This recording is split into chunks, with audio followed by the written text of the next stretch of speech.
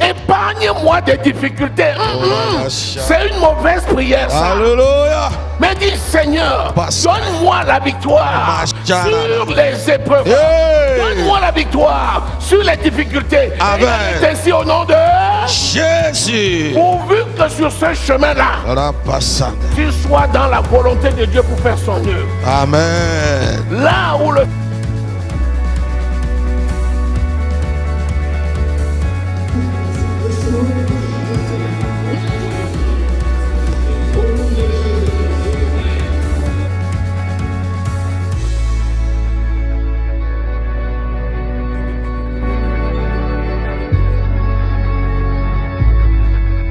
Satan me dit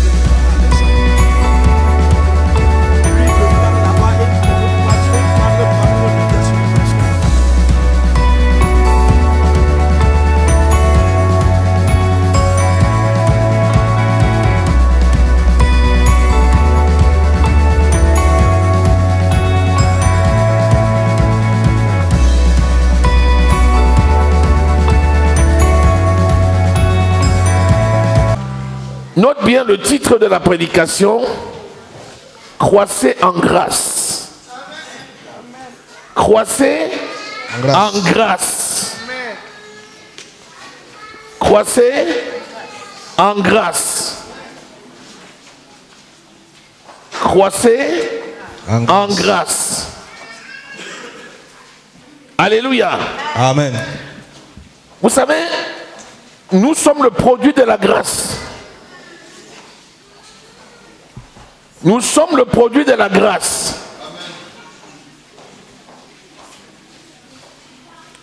La grâce de l'Éternel nous a été accordée.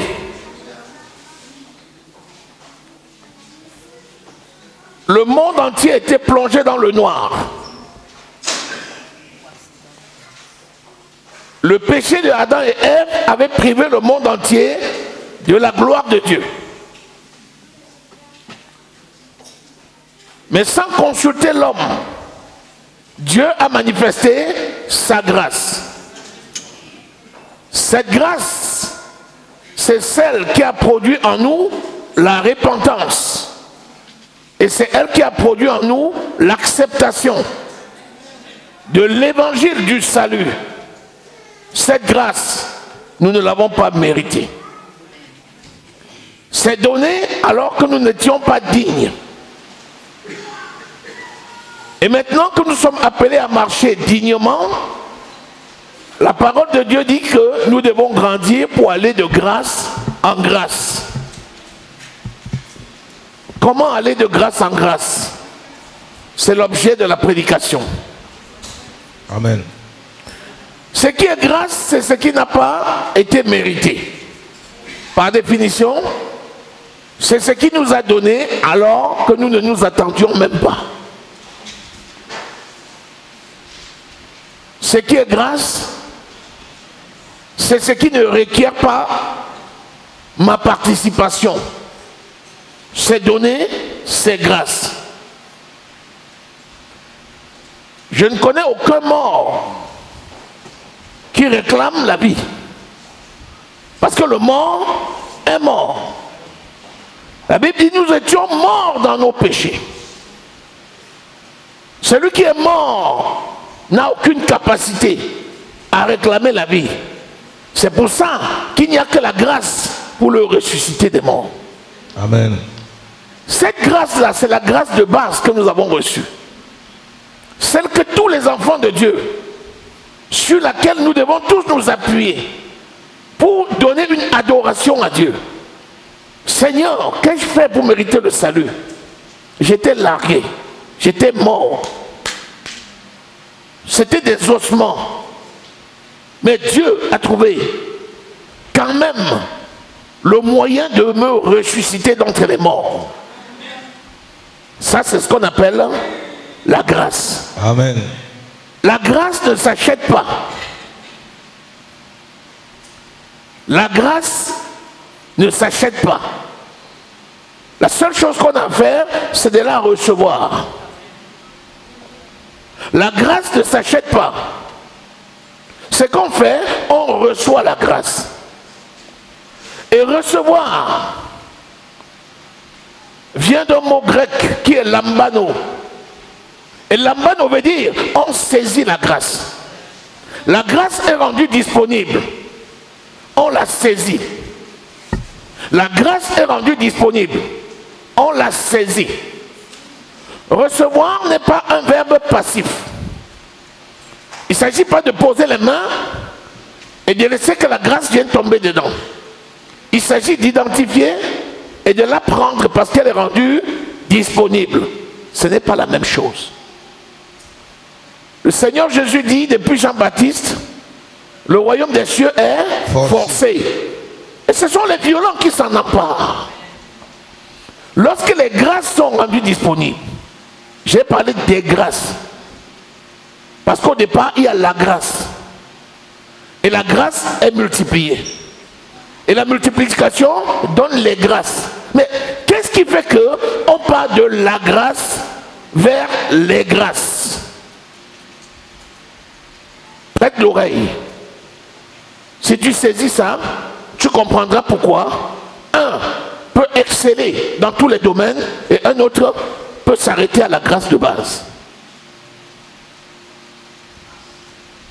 Deux enfants naissent le même jour, dans les mêmes conditions, avec les mêmes moyens. On leur met à disposition les moyens. Ils prennent les mêmes moyens. Il y a un qui va fructifier ses moyens, il y a un autre qui reste avec les moyens de base. Qu'est-ce qui s'est passé pour que l'un réussisse et l'autre reste où il est? Il y a un facteur de multiplication de la grâce. Et ce facteur de multiplication de la grâce porte un nom, c'est l'humilité. C'est l'humilité. L'humilité, c'est comme l'engrais que quelqu'un t'a donné pour fertiliser un sol. Vous avez reçu la même sémence. Vous avez reçu le même terrain. On a mis à votre disposition les mêmes ingrédients. Il y a un qui a fait usage et l'autre n'a pas fait usage. Alléluia. Amen. 2 Pierre au chapitre 3 verset 18. Je te demande, prête beaucoup l'oreille pour saisir la prédication, le message que le Seigneur te donne aujourd'hui. Tu ne seras jamais le même. Amen. Tu ne sortiras pas le même. Au nom de Jésus. Prête l'oreille. Lisons. 2 Pierre chapitre 3 verset 18. Mais croissez dans la grâce et dans la connaissance de notre Seigneur et Sauveur Jésus-Christ. À lui soit la gloire maintenant et pour l'éternité. Amen. Amen. Croissez, c'est un ordre. Croissez dans la grâce. La grâce est rendue disponible. Maintenant, croissez dans la grâce. Croître dans la grâce est de ta responsabilité. Alors que la grâce, c'est un don. Le don de la grâce et de la justice t'a été donné. Christ est mort à la croix, par sa résurrection, il t'a déclaré juste. C'est un don, quelque chose que tu n'as pas mérité. De même, il t'a fait don de la grâce. Ça, c'est la grâce de base. Et ça, c'est la justice. Autant la justice ne change pas, autant la grâce change. Tu peux croître dans la grâce et croître dans la connaissance. Celui qui croit dans la connaissance et qui croit dans la grâce, c'est quelqu'un qui va appliquer et qui va mieux marcher dans son état de justice de Dieu. Celui qui stagne dans la connaissance et celui qui ne multiplie pas ses grâces, c'est quelqu'un qui va rester à l'état de base et qui aura un héritage à côté dont il ne jouira pas. Alléluia. Donc, première chose que tu dois retenir, c'est ta responsabilité de multiplier les grâces. Dieu t'a donné la grâce, c'est à toi de transformer la grâce en les grâces. Quelle grâce? La grâce de départ.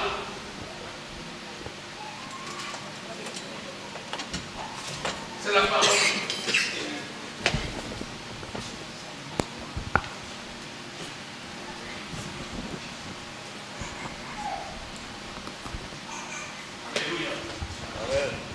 Alléluia. Amen. La grâce que nous avons reçue au départ, c'est le salut que nous avons eu. Jésus est venu nous donner le salut. C'est par la grâce que nous sommes sauvés au moyen de la foi. Éphésiens au chapitre 2, verset 8. C'est par la grâce que nous sommes sauvés au moyen de la foi. Ça ne vient point des œuvres, afin que personne ne s'en glorifie. C'est un don de Dieu. Le salut que tu as reçu, tu ne le méritais pas. Et tu n'as rien fait pour le mériter.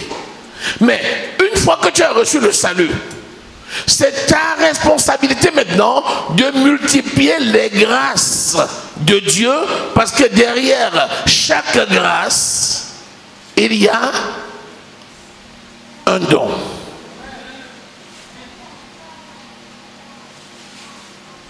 Alléluia. Amen. Si tu arrives dans l'église, tu te contentes de la grâce qui t'a été donnée, le salut, tu viens, tu t'assois à l'église et tu mènes ta vie, même cette unique grâce-là, tu peux la perdre. Mais si tu dis, je remercie le Seigneur parce qu'autrefois j'étais mort et maintenant je suis venu à la vie. En tant que vivant maintenant, je prends en main les affaires de mon Père. Ah, tu es devenu vivant. Donc maintenant c'est à toi de faire. Et nous avons été équipés du Saint-Esprit justement qui nous aide en tant que vivant de multiplier les grâces de Dieu dans notre vie. Est-ce que tu es là? Amen. Lisons le psaume 92 au verset 12. Les grâces de Dieu, c'est un impératif. Il vous dit, croissez dans la grâce. Ça veut dire que si tu ne crois pas dans la grâce, si tu ne grandis pas dans la grâce, il y a des choses que tu n'auras jamais expérimentées sur cette terre. Donc ne rejette pas la grâce et travaille pour croître dans la grâce. Lisons. Psaume 92, verset 12. Mon œil se plaît à contempler mes ennemis. Oui. Et mon oreille à entendre mes méchants adversaires. Oui, continue. Les justes croissent comme le palmier. Oui. Ils se lèvent comme le cèdre du Liban. Les justes croissent comme du palmier. Et ils s'élèvent comme le cèdre du Liban. Donc un juste, c'est quelqu'un qui est planté dans la maison de l'Éternel et qui doit croître. Il croit où? Dans la maison de l'Éternel. Le juste ne croit pas en dehors de la maison de l'Éternel. Il exerce sa maturité à l'extérieur. Mais c'est à l'intérieur que le juste va grandir. Il va croître parce qu'il est assis aux pieds du Seigneur et parce qu'il reçoit la connaissance. Et cette connaissance, il va multiplier les grâces dans sa vie et chaque fois, il va aller exercer ses grâces à l'extérieur. L'église, c'est un lieu de formation. L'extérieur, c'est le terrain d'accomplissement et de mise en pratique. Est-ce que tu es là? Amen. Si tu demeures à l'extérieur sans venir te former, rapidement tu vas être périmé. Parce que tu ne connaîtras jamais l'utilisation des armes spirituelles si tu n'es formé à l'intérieur. C'est à la maison qu'on te formera à l'utilisation de ces armes. Et ces armes, c'est à l'extérieur que tu vas les utiliser. Amen. Est-ce que tu es là? Amen. Donc, les grâces doivent être multipliées et c'est ta responsabilité. Tu dois croître comme un palmier. Qui connaît les palmiers dattiers? Qui a déjà mangé une date? Alléluia. Amen. Les dattes sont comment? Elles sont trop sucrées. Est-ce que plus la terre est aride, plus les dattes sont sucrées? Parce que la concentration en sucre est beaucoup plus importante que s'il y a beaucoup d'eau. Et il identifie un enfant de Dieu qui naît dans la maison de l'Éternel et qui est fidèle aux œuvres de Dieu comme un palmier qui va produire des dattes. Le fruit, et il y a la qualité de ton fruit. Alléluia. Amen. Donc, premièrement, nous avons dit, croître, c'est la responsabilité. 2, productivité, c'est ta responsabilité. Tu vas croître pour produire. Alléluia. Amen. Je t'ai déjà dit que la production est rattachée à la grâce. On dit les grâces parce que chaque nouvelle grâce donne une nouvelle production. Amen. Amen. Éphésiens au chapitre 4. Lisons le verset 15. Lorsque Dieu te donne la responsabilité de grandir, il te donne la responsabilité de multiplier, et il te donne la responsabilité de produire, il y a un élément indispensable sur lequel tu vas t'appuyer. Lisons. Éphésiens chapitre 4 verset 15. Mais que, professant la vérité dans la charité, nous croissions à tous égards en celui qui est le chef, Christ. Nous devons croître parce que nous déclarons la vérité. La vérité c'est quoi? C'est la parole de Dieu. Dans la charité. Et la charité c'est quoi? C'est l'amour agapé. Tant que tu vas recevoir la grâce de Dieu, tu vas grandir dans la connaissance. Tu vas déclarer l'amour agapé. Alléluia. Amen. Tu vas porter de plus en plus de fruits. Amen. Amen. Responsabilité de croître. Responsabilité de porter des fruits. Responsabilité d'utiliser un ingrédient qui s'appelle l'amour agapé. Sans manifestation de l'amour, jamais tu ne peux multiplier les grâces. Amen. Amen. Est-ce que tu es là? Amen. Philippiens au chapitre 3, verset 8. Nous allons voir maintenant que, à côté de l'amour, il y a maintenant l'humilité. Toute personne qui est attachée à l'œuvre de Dieu, qui marche et qui manifeste l'amour de Dieu, qui reconnaît son état de pauvreté spirituelle. L'humilité, c'est de reconnaître sa pauvreté spirituelle devant Dieu. L'humilité consiste à reconnaître ta pauvreté spirituelle devant Dieu. Heureux les pauvres en esprit, car le royaume des cieux leur appartient. Amen. Lisons Philippiens. Philippiens chapitre 3 verset 8. Et même je regarde toutes choses comme une perte à cause de l'excellence de la connaissance de Jésus-Christ mon Seigneur, pour lequel j'ai renoncé à tout et je la regarde comme la boue afin de gagner Christ. Pour lequel j'ai renoncé à tout. Et je le regarde comme la boue afin de gagner Christ. Tu as reçu la grâce, tu as la responsabilité de croître et de porter le fruit. L'amour de Dieu a été déversé dans ton cœur, Romains 5 verset 5, et rien d'autre. Il dit, une fois que tu as eu tout ça, tout ce qui autrefois était pour toi comme un gain, zéro. Regarde-le comme de la boue. Tant que tes yeux restent encore fixés sur le monde et sur les choses du monde auxquelles tu étais attaché, tu ne feras jamais usage de l'amour agapé. Tu ne vas jamais croître les grâces. Tu ne vas jamais porter le fruit. C'est pourquoi restons là où le Seigneur nous a mis et juste là et commençons à multiplier les grâces dans notre vie. Amen. Amen. Philippiens au chapitre 2, c'est la référence.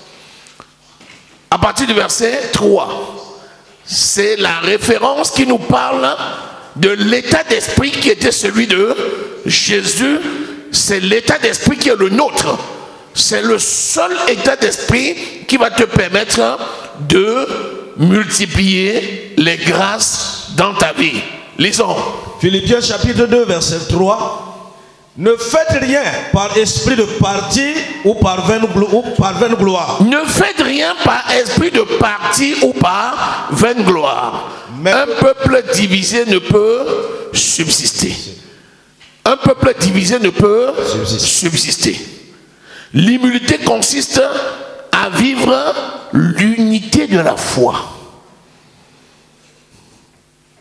L'humilité consiste à vivre l'unité de la foi. L'humilité consiste à vivre l'unité de la foi.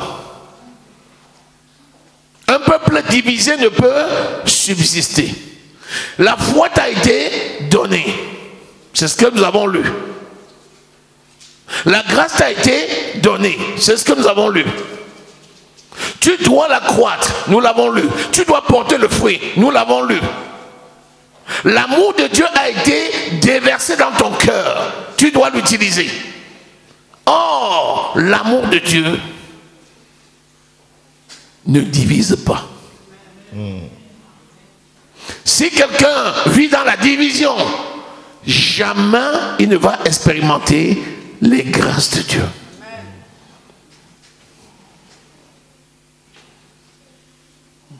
Est-ce que tu es là? Amen. Continue. Mais que l'humilité vous fasse regarder les autres comme étant au-dessus de vous-même. Que l'humilité vous fasse regarder les autres comme étant au-dessus de vous-même. Si je te demande ici, là, lève-toi, tu te lèves. Je commence à dire, tu es supérieur à qui ici et qui est inférieur à toi?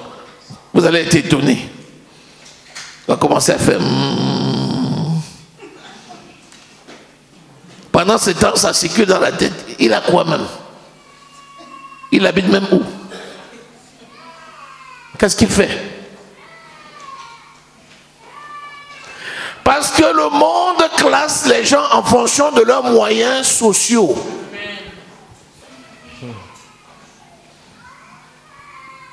Les gens qui socialement sont élevés, ce sont ceux à qui on donne les meilleures places.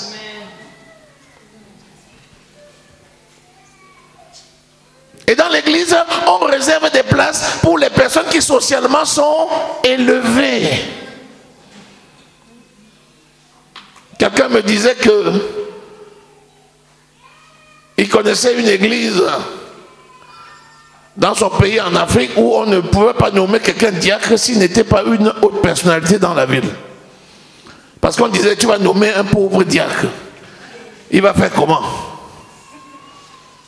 On dit, il n'aura même pas le temps de s'occuper de sa nourriture. Il sera en train de travailler pour le Seigneur. Il faut nommer les directeurs généraux. Le gars est déjà bien assis. Il peut maintenant être le diacre qui t'a trompé. Regardez les autres comme au-dessus de vous-même. Mais qui ici regarde tous les autres comme au-dessus de lui? Quand les gens sont au-dessus de toi, qu'est-ce que tu fais pour le prouver? Tu es à leur service. Le Seigneur Jésus dit que celui qui veut être le plus grand soit serviteur de ses frères. Alléluia. Les gens qui dorment là, mettez-vous debout. Allez, allez, allez, debout, debout. Debout. Debout. C'est pas un dortoir ici. La parole de Dieu, c'est la vérité. Si tu écoutes la parole de Dieu en dormant, c'est qu'il y a un démon qui ne veut pas que tu reçoives la parole de vie.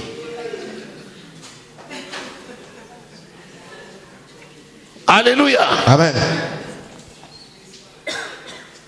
Il dit, regardez les autres comme étant au-dessus de vous-même. Et celui qui veut être le plus grand, qu'il soit le serviteur des autres. C'est quoi être le serviteur des autres?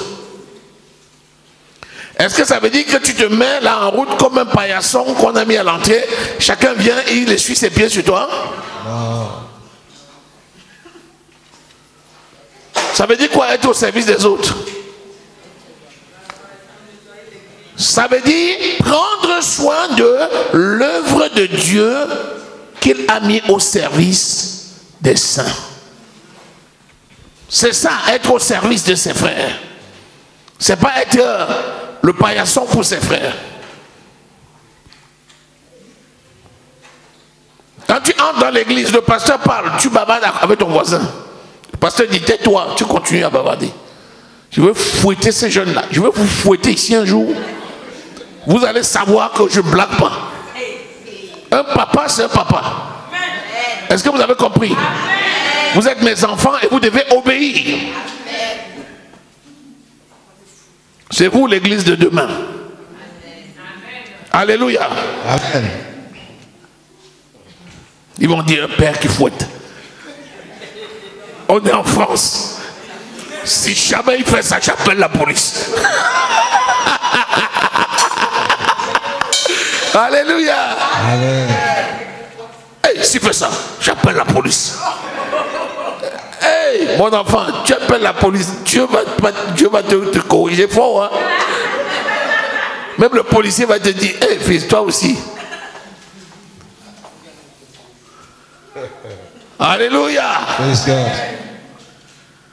Sois au service de tes frères. Dis-moi un peu. Si tu regardes la condition des gens, est-ce que tu vas réellement te mettre au service d'eux? Tu ne peux pas. Si tu vois le comportement des gens, les agissements, ce qu'ils disent, ce qu'ils font, tu peux te mettre au service d'eux? Non. Non. Ça veut dire qu'il faut regarder à qui? À Christ. Essentiellement à Christ. C'est la seule façon pour toi d'être en règle et d'être élevé au milieu de tes frères. Alléluia. Amen. Béni soit le Seigneur. Amen. Continuons. Verset 4. Que chacun de vous, au lieu de considérer ses propres intérêts, considère aussi ceux des autres. Comment tu considères les intérêts des autres dans l'église? Au lieu de considérer tes intérêts personnels, tu considères les intérêts des autres. Ça veut dire quoi? Est-ce que ça veut dire que tu prends soin de l'autre en dehors de l'église? Même s'il ne vient pas à l'église, vous êtes à l'extérieur, vous faites vos affaires là-bas. C'est ce que ça veut dire? Même si tu lui donnes tout l'or du monde entier à l'extérieur et que vous êtes absent à l'église, pour Dieu, ça n'a pas de valeur. Mais considérer les intérêts des autres, c'est quoi? C'est considérer l'œuvre de Dieu. Parce que l'œuvre de Dieu est mise au service des autres. Donc, au lieu de dire d'abord, c'est moi. Et quand j'aurai fini avec moi, je verrai pour l'église. Ça veut dire que tu te mets, toi, tu prends soin de toi et tu négliges les autres. Puisque l'église, c'est au service des autres. Dieu est Dieu. Tu fais quoi, Dieu? Est-ce que ce que tu fais va changer la nature de Dieu? Est-ce que ta bonté va changer la nature de Dieu? Non. Est-ce que ta méchanceté va changer la nature de Dieu? Il ne change pas. Dieu ne change pas. Mais par contre, est-ce que ta bonté peut changer l'œuvre que Dieu a mis au service de tes frères? Oui. Quand tu viens à l'église juste parce que tu viens recevoir, c'est la meilleure façon de ne rien recevoir. Je te le dis. Si tu dis, je m'en vais chercher, quand j'aurai fini, je pars. J'ai souvent entendu ça. Dans les témoignages, certains disent, pasteur, j'avais résolu, même notre soeur a dit ce matin, que dans ma tête, j'avais fait mon calcul. Je pars là-bas, je reçois ma délivrance et je m'en vais. J'ai souvent entendu ça. Il y a pas mal de témoignages qui disent ça. Tu connais Dieu? La Bible dit qu'il nous chérit. Il chérit l'esprit qu'il a mis en nous. Dieu chérit l'esprit qu'il a mis en toi et l'esprit de Dieu va produire quelque chose pour toi et tu vas te retirer. C'est que tu n'as pas le Saint-Esprit. Si tu as le Saint-Esprit, à un moment donné, tes pieds ne toucheront plus le sol. Alléluia. Amen. J'ai dit ça parce que ceux qui m'écoutent et qui connaissent, qui sont dans ces conditions-là, répentez-vous. Un homme trompe-t-il Dieu? C'est Malachie au chapitre 3. Un homme trompe-t-il Dieu? Non, les gens disent que comment on te trompe. Il dit, mais vous me trompez. Vous me trompez. Et vous vous attirez une condamnation pour rien. Un homme ne trompe pas Dieu. Ton frère, c'est ta bénédiction. Dis, mon frère, c'est ma bénédiction. Mon frère, c'est ma bénédiction. Dis, ma soeur, c'est ma bénédiction. Ma soeur, c'est ma bénédiction. Qu'il n'y ait pas de division au milieu de vous. Dis, je n'ai aucun problème. Je n'ai aucun problème. Avec personne. Avec personne. Au nom de Jésus-Christ. Au nom de Jésus-Christ. J'aime mon frère. J'aime mon frère. J'aime ma soeur. J'aime ma soeur. J'aime mes enfants. J'aime mes enfants. J'aime mes pères. J'aime mes... Au nom de Jésus-Christ. Au nom de Jésus-Christ. Si tu dis la vérité, acclame très fort le Seigneur Jésus. Love them. Oh. Alléluia. Amen. Continuons. Verset 5. Ayez en vous les sentiments qui étaient en Jésus-Christ. Oui, continuons. Lequel existant en forme de Dieu, oui, n'a point regardé comme une proie à arracher d'être égal avec Dieu, oui, mais s'est dépouillé lui-même, oui, en prenant une forme de serviteur, oui, en devenant semblable aux hommes, oui, et ayant paru comme un simple homme, oui, il s'est humilié lui-même. Il s'est humilié, lui. Se rendant obéissant jusqu'à la mort. Jésus est Dieu. Et Dieu lui-même a pris la forme humaine. Il s'est tellement humilié qu'il est mort à la croix. C'est pour ça que les pharisiens ne croyaient pas. Quel Dieu à la croix? Dieu? Dieu à la croix? Quel Dieu? Notre Dieu? Non, il est puissant. Dieu à la croix. Jésus-Christ l'a fait, tu dois le faire. Amen. Si tu ne t'humilies pas, c'est-à-dire si tu ne reconnais pas que tu es pauvre en esprit et que tu as besoin du Saint-Esprit pour t'éclairer, te conduire, malheur à toi, parce que ta chute sera grande. À part la grâce du salut que tu as reçu, tu es en train d'empoisonner toutes les autres grâces qui pouvaient naître. C'est l'humilité qui est le terreau fertile, qui multiplie les grâces dans nos vies. C'est l'humilité. Et Jésus nous a montré ce que c'est. Qu'est-ce que Jésus a fait? Il s'est humilié jusqu'à la croix. Et même jusqu'à la mort où? De la croix. Et qu'est-ce qui s'est passé? La mort de la croix, c'est que mort à la croix, il a porté ta malédiction, il a été enseveli. Il est resté au tombeau? Non. Il est resté au tombeau? Non. Le troisième jour, qu'est-ce qui s'est passé?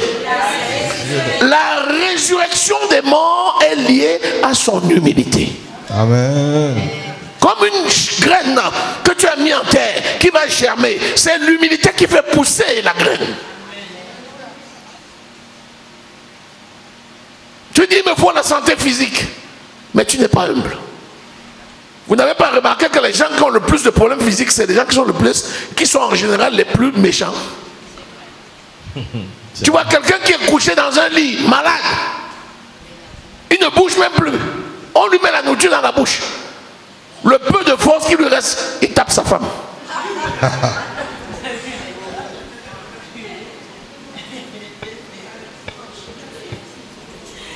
Il a zéro énergie. Mais dès qu'il y a un petit souffle, c'est pour insulter sa femme. La personne qui prend soin de lui, qui le lave, qui le nourrit, il insulte.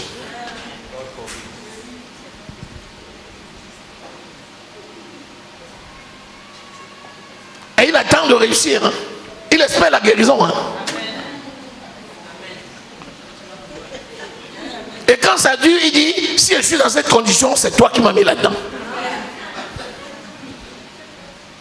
Et pendant ce temps, il attend la guérison. Hein? Ça dure. Après, il commence à dire, c'est ta sorcellerie qui m'a fait ça. Et il attend la guérison. Hein? Et ça dure. Au lieu d'avoir la reconnaissance, au lieu de bénir les gens qui le bénissent, au lieu de bénir ceux qui prennent soin il va être là à insulter. Vous n'avez pas remarqué? Les gens qui ont les grâces multipliées, souvent sont tellement humbles. Tout ce qu'il fait réussit. Jusqu'à ce que tu le vois, tu dis c'est lui. On dit c'est lui. Ah, c'est lui qui est le propriétaire de tout ça. On dit c'est lui. Il est simple. Hein? Ah, il est simple. Hein? Il est simple. Hein? Vas-y voir les tonneaux vides. Va voir les tonneaux vides. Dès que ça tombe, le quartier, c'est que le tonneau est tombé.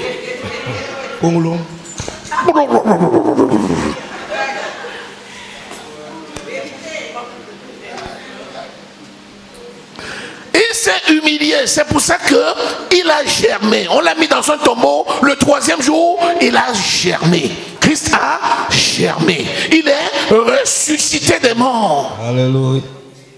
Quand tu veux la santé physique, attache-toi à l'humilité. Ta santé va germer. C'est écrit où? C'est écrit où? Isaïe 53. Isaïe 53. 58. Isaïe 58. Le bon jeune. Il dit que alors ta guérison germera promptement. Quand tu es humble, tu sais le Seigneur, tu manifestes l'amour de Dieu. Les grâces se multiplient. La grâce de la guérison vient et elle germe promptement. Tu ne cours même pas après.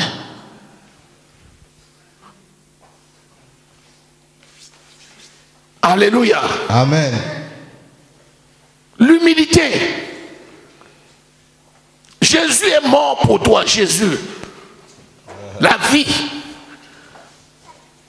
La Bible dit qu'il n'avait aucun péché. Et pourtant, il est mort pour toi. Jusqu'à mourir à la croix. Qu'est-ce qui s'est passé? La suite. Verset 9. C'est pourquoi aussi Dieu l'a souverainement élevé. C'est pourquoi aussi Dieu l'a souverainement élevé. Quelle élévation tu peux avoir si ça ne passe par l'humilité? Chaque élévation est attachée à une grâce. Et chaque grâce ne multiplie pour donner une autre grâce que lorsqu'il y a l'humilité. Et l'humilité consiste de regarder les autres comme étant au-dessus de toi-même et regarder Dieu en sachant que tu es un pauvre en esprit. La Bible dit dans le psaume 127, si quelqu'un veut bâtir sans le bâtisseur, il bâtit en vain. Si quelqu'un veut garder la ville sans le veilleur, celui-là veille en vain, en vain, en vain. Lis le psaume 127. Lis le psaume 127. Là, tu as vu le cas de Jésus. Et Jésus, c'est qui? C'est le maître. C'est l'excellence même.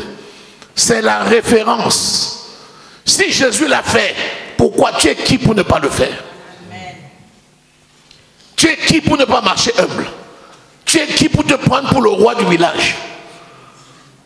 Tu es qui pour décréter les actes de vie ou de mort sur les gens?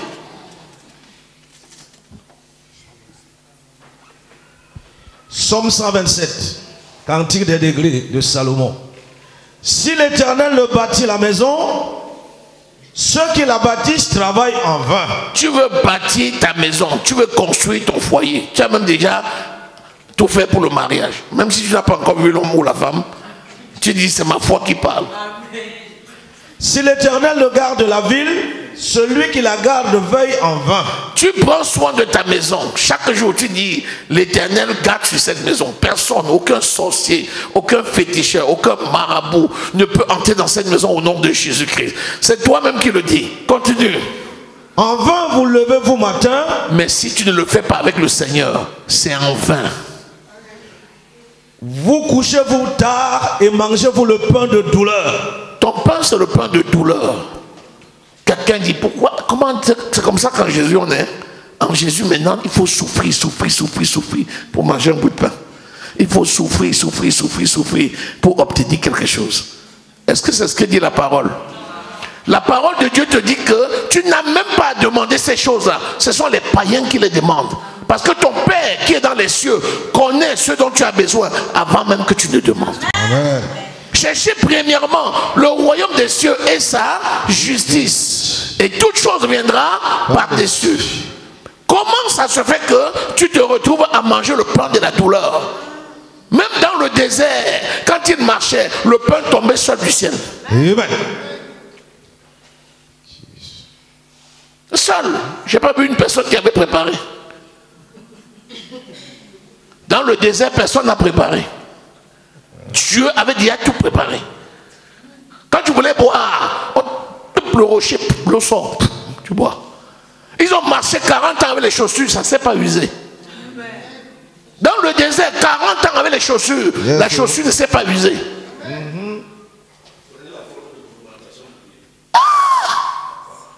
Chaque chaussure s'adaptait au pied de la personne. Si le pied est incliné à gauche, la chaussure s'incline à gauche. 40 ans dans le désert, ils n'ont pas eu faim. J'ai dit, ils n'ont pas eu faim. Amen. La seule fois qu'ils ont eu soif, ils ont failli tuer Moïse. Ils l'ont même tué. Le Dieu qui fait ça, tu penses qu'il peut t'abandonner? Non. Mais leur problème, c'était quoi? Ils n'étaient pas humbles. Dieu a fait tout ça, mais ils n'étaient pas humbles. Ils ont continué à considérer les choses qui étaient en Égypte.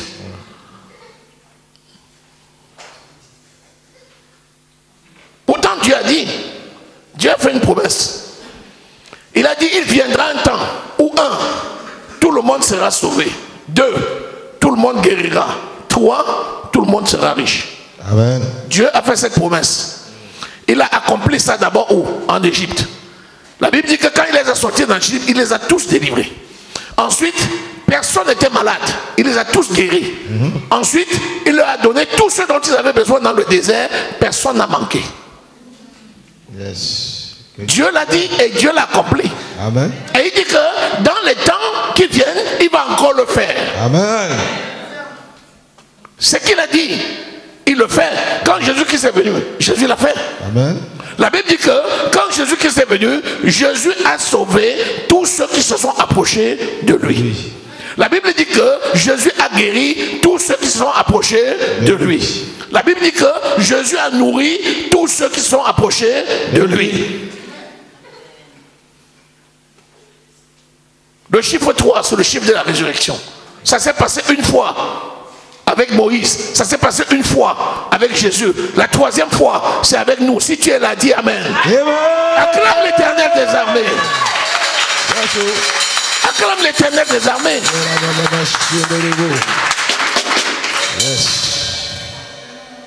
Il dit, vous tous, vous serez sauvés. Vous tous, vous serez guéris. Et vous tous, vous allez prospérer. Amen. Amen. Dieu parle-t-il en vain? Non. Ça passe par l'humilité. Amen. Ça passe par l'humilité. Si tu es humble, tu mangeras les meilleurs fruits du pays. À coup sûr. Est-ce que tu es là? Amen. Est-ce que tu es là? Amen. Continue. Il en donne autant à ses bien-aimés pendant leur sommeil. Il en donne autant à qui? À ses bien-aimés pendant leur sommeil. C'est qui le bien-aimé? This me. C'est qui le bien-aimé? C'est bien moi. Il n'y a pas de bien-aimé de l'Éternel ici. Mais dis c'est moi. Dis c'est moi. Dis c'est moi. Dis c'est moi. Il va te donner pendant ton sommeil. J'aime ça. Pourvu que tu sois humble. I like it. Humble.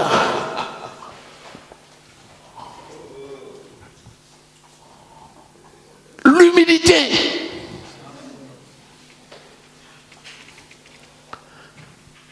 Alléluia. Amen. Les grâces sont multipliées et l'humilité est là pour nous amener de grâce en grâce.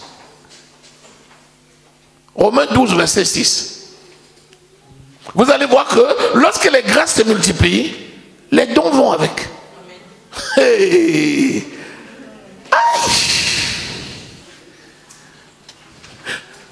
Attends, tu dis Seigneur, je vais te servir dans l'église. Vraiment, Seigneur, si tu me donnes je vais proclamer ta parole. Seigneur, je vais prier pour les gens de ma famille, moi, guérir. Seigneur, je vais prier pour mes enfants, ils vont avoir le succès. Seigneur, je vais... Et c'est toujours toi qui dis. Mais quand le Seigneur te cherche, tu n'es pas là. Il dit, mais tu es où? Seigneur, toi, tu ne vois pas que je suis occupé. Où est l'humilité? Tu es occupé, non? Continue ton occupation. Continue. Romains 12, verset 6. 12, verset 6. Puisque nous avons des dons différents, puisque nous avons les dons différents, selon la grâce qui nous a été accordée, selon la grâce qui nous a été accordée, que celui qui a le don de prophétie l'exerce selon l'analogie de la foi. Alléluia. Amen. Les grâces, derrière une grâce, il y a un don. Si tu veux que le Seigneur t'élève, sois humble. Sois humble. L'orgueil, c'est le poison pour ton esprit. L'orgueil, c'est le poison pour ton esprit. L'orgueil, c'est le poison. L'humilité, c'est l'élévation. Toute personne qui est orgueilleuse va chuter. Toute personne qui est humble va être élevée. C'est une conséquence sine qua non. C'est comme ça. Dieu a voulu que c'est comme ça et c'est comme ça. C'est oui et c'est amen. Est-ce que tu es là? Amen. Est-ce que tu es là? Amen. Je vois que le Seigneur t'amène de grâce en grâce au nom de Jésus-Christ. Amen. La grâce dans ta santé. Amen. La grâce dans ton travail. Amen. La grâce dans tes projets. Amen. La grâce dans ta famille. Amen. Au nom de Jésus-Christ de Nazareth. Amen. Il n'en faut pas plus. Il n'en faut pas plus.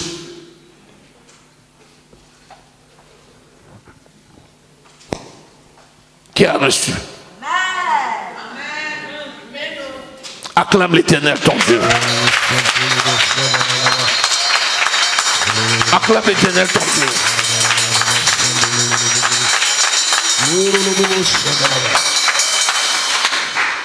1 Pierre 5, verset 5.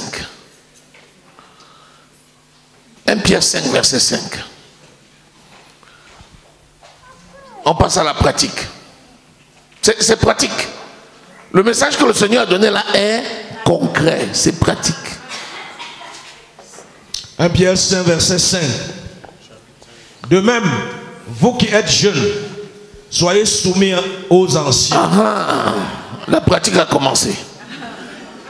De même, vous qui êtes jeunes, soyez soumis aux anciens. Ici, c'est quelle jeunesse? Spirituelle. C'est tout? Même physique. Même physique.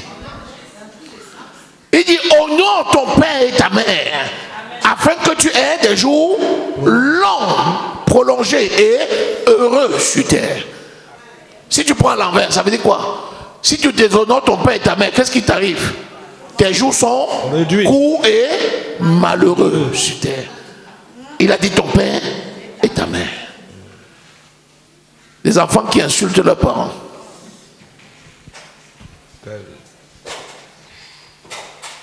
Les enfants qui insultent leurs parents. Tes parents parlent, tu dis oh,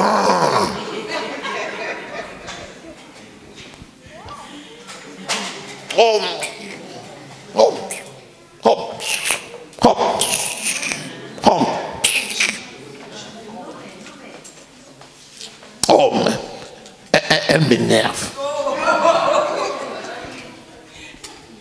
Oh, elle m'énerve. Celui qui parle comme ça à ses parents insulte Dieu.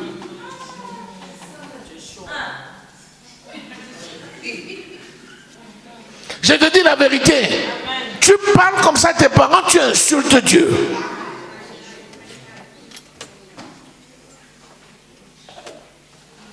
Honore ton père et ta mère. On n'a pas dit s'ils sont gentils avec toi. On n'a pas dit s'ils te donnent de l'argent. On n'a pas dit s'ils te donnent des bonbons. On n'a pas dit s'ils te promettent la nourriture. Honore ton père et ta mère. Les jeunes doivent être soumis aux anciens. Quand tu lis ailleurs, on te dit respecter les cheveux blancs. C'est quoi ça? Tu as 20 ans, 30 ans. Tu parles à un papa de 50 ans. Comme si c'était ton ami.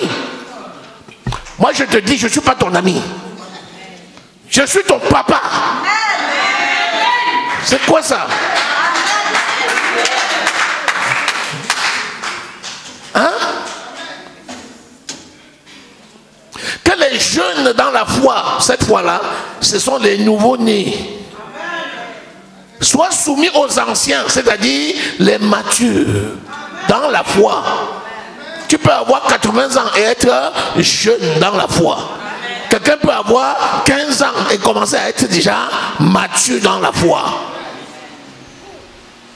Paul dit à Timothée, respecte les cheveux blancs. Même comme toi, tu es établi comme pasteur sur eux, leurs cheveux sont blancs. Parle aux pères comme à des pères. Parle aux mères comme à des mères. C'est pas parce que tu es le pasteur que, comme je suis le pasteur maintenant, je vais traiter mes aînés dans la foule comme si c'était mes amis. Non, non. Tu as beau être le pasteur, si tu es le petit frère, reconnais que tu es son petit frère.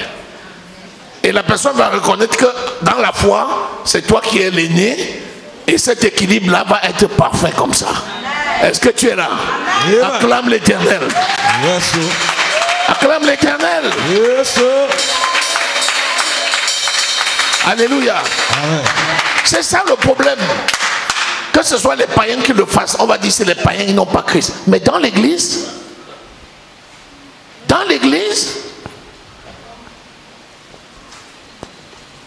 les mamans qui sont ici, nos mamans doivent être en haut.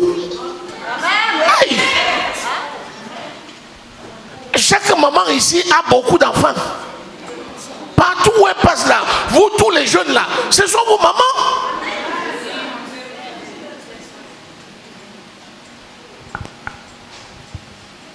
Et les enfants là qui sont ici, ils ont beaucoup de parents. Donc ils sont riches en parents. S'ils sont dans un besoin, les parents sont là pour s'en occuper. C'est ça la volonté de Dieu.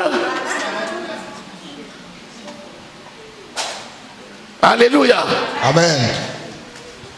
Et tous, dans vos rapports mutuels, revêtez-vous d'humilité. Que ce soit les anciens ou que ce soit les vieux, tu as l'obligation, tu ne dois pas être nu. Tu dois porter l'habit d'humilité. Se revêtir, c'est porter le manteau de l'humilité. Tout le monde a le devoir d'être humble. Ton enfant n'est pas une ordure. C'est pas parce que c'est l'enfant que tu vas lui parler comme si c'était un chien. C'est ton enfant. L'enfant, ton enfant, c'est l'enfant de Dieu. C'est l'enfant de Jésus. Tu dois parler à un enfant de Jésus dignement. Amen. Allez, passe ici. Avec ta tête.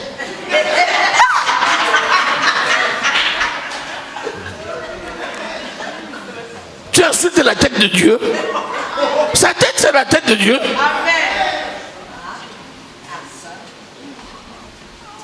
Alléluia. Amen. Car Dieu résiste aux orgueilleux, mais il fait grâce aux humbles. Dieu reconnaît les orgueilleux. Il dit lui-même que tu dois porter, tu dois te revêtir. Ça veut dire que ton habit, ça doit être l'humilité. Avant ça, il y a un verset où il dit revêtez vos entrailles d'humilité. Donc l'humilité c'est à l'intérieur et l'humilité c'est à l'extérieur. Oh yes. Amen. Tu marches déjà, ton pantalon est déjà ici. Les fesses en l'air. Tu respectes tes parents. Ta démarche a déjà changé.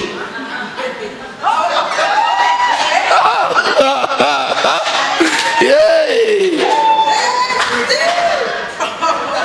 Tout a changé. Même les parents ne te reconnaissent plus.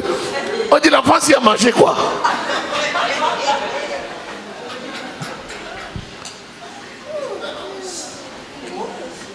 Tu parles aux parents avec respect.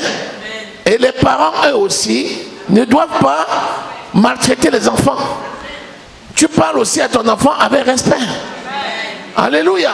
Amen. Il dit, dans un rapport mutuel, donc ancien et jeune, jeune et ancien, revêtez-vous d'humilité. Alléluia. Amen. Parce que Dieu peut résister à l'ancien comme il peut résister aux jeunes. Si tu dis je suis ancien, tous mes droits me permis, je veux le taper, même le chasser, même comme bon me semble. Dieu dit quoi? Quel genre d'ancien tu es? Même moi, Dieu, je n'ai jamais mis un enfant dehors. Toi, tu vas jeter l'enfant. Est-ce que nous sommes là? Amen. Et le Père spirituel dans tout ça, il est où? Viens à l'église. Oui, papa, je viens.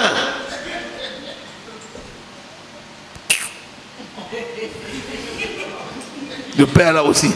Et quoi qu'on a que ça à faire? Est-ce que tu as obéi? Si tu étais occupé, pourquoi tu n'as pas dit en même temps, papa, je veux bien venir, mais demain, il y a ça. Il te dit, ah d'accord, vas-y, mais dans la prochaine, je t'attends. Alléluia. Quand tu vas, tu es béni. Amen. Amen. Béni soit le Seigneur. Amen. Est-ce que nous sommes là? Amen. Lisons le verset. Il résiste aux orgueilleux. Et il fait quoi? Grâce aux hommes. Il fait quoi? Grâce aux hommes. Mais c'est quoi faire? C'est quoi faire? Quand on dit tu fais les beignets, ça veut dire que tu fais quoi? Quand on dit qu'il fait les beignets, ça veut dire qu'il fait quoi? Quand on dit faire du pain, ça veut dire qu'il fait quoi? Il produit, il fabrique. Quand vous lisez la parole et la révélation, il fait grâce. Ça veut dire que quand tu es humble, Dieu fabrique les grâces pour toi. Amen. Si quelque chose te manquait, Dieu va te donner. Pourquoi? Parce que tu es humble. Amen. Amen. Amen.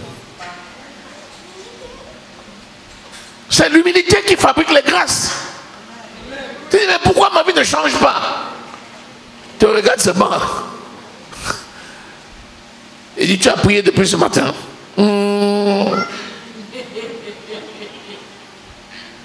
Et tu comptes alors sur qui pour que les grâces se multiplient? Papa, il faut que je te voie, il faut que je te voie, il faut que je te voie. Je dis, oui, même moi-même là, j'ai vraiment envie de te voir. Quand tu arrives, tu dis, mais pourquoi? Je dis, attends, mais il y a longtemps, ça fait même combien de temps qu'on s'est vu? Ça fait même 9 mois. Hein. Tu dis, papa, c'est vrai, même plus. Les parents ont besoin de voir les enfants. Tu t'en vas dans une ville faire des études, tu restes là-bas 1 an, 2 ans, 3 ans. Tu ne viens pas voir les parents, c'est normal? C'est normal? Et tu attends la bénédiction au téléphone. Comment il va t'imposer la main? Comment il va te communiquer les grâces? C'est ta présence qui va amener à fabriquer. Et quand il fabrique, il te communique par l'imposition de main. J'ai pas de travail, reçois le travail au nom de Jésus. C'est fabriqué. La parole de Dieu dit que Dieu veille sur la parole de ses serviteurs. 1, pour le confirmer, et 2, pour l'accomplir. Quand un serviteur de Dieu parle, Dieu va écouter ce qu'il a dit, Dieu va confirmer ce qu'il a dit, et Dieu va faire exactement comme il a dit. Pourquoi? Parce que Dieu fabrique les grâces. Amen. Voilà le message que le Seigneur te donne aujourd'hui. Je veux m'arrêter. Je veux m'arrêter parce que je ne peux pas. Je suis obligé de m'arrêter. Je suis obligé de m'arrêter.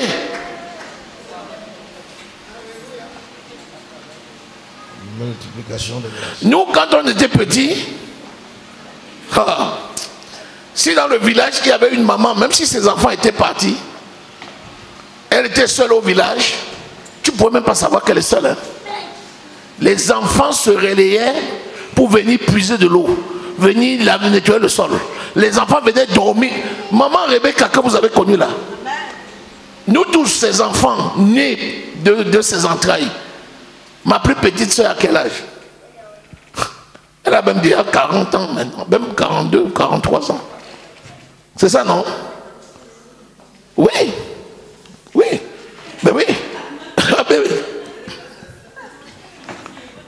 Donc nous tous, on est déjà, nous on est déjà âgés. Mais ma maman, jusqu'à ce que vous connaissiez, jusqu'à son décès, jusqu'à ce qu'elle ne s'endorme dans le Seigneur, sa maison n'était jamais vide. Hein? Elle a des enfants qu'elle a élevés. Après nous, ils sont déjà devenus eux aussi des grands. Ils travaillent déjà. Ils sont déjà mariés. Qui sont venus chez elle après nous. Hein? On était déjà partis. Vous croyez que Jésus-Christ a changé? C'est le même hier, aujourd'hui et éternellement. Ta maman que tu as là, sous tes yeux, que tu vois même en route, tu fais comme si tu ne la connais pas, tu passes là. C'est la malédiction que tu t'attires. Quand tu dois la voir là, tu vas courir, dire maman, maman, maman, maman. Hey, mon enfant, sois béni. Mais vous négligez le sois béni là. Oh, ils disent tous sois béni.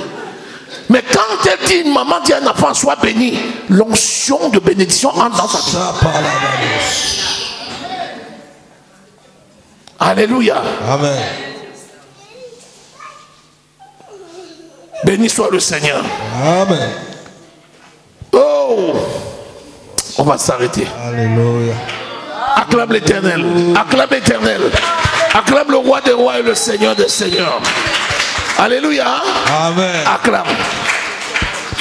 Seigneur, nous te disons merci. Tu nous montres le chemin de la multiplication des grâces et des dons spirituels dans nos vies.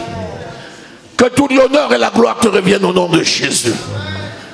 Tu es fidèle dans tes voies, Seigneur. Et tu es digne de louange et d'adoration. Merci parce que tu travailles dans le cœur de tes enfants. Tu transformes les vies. Que toute l'honneur et la gloire te reviennent. Au nom précieux du Seigneur Jésus que nous avons prié. Amen. Amen.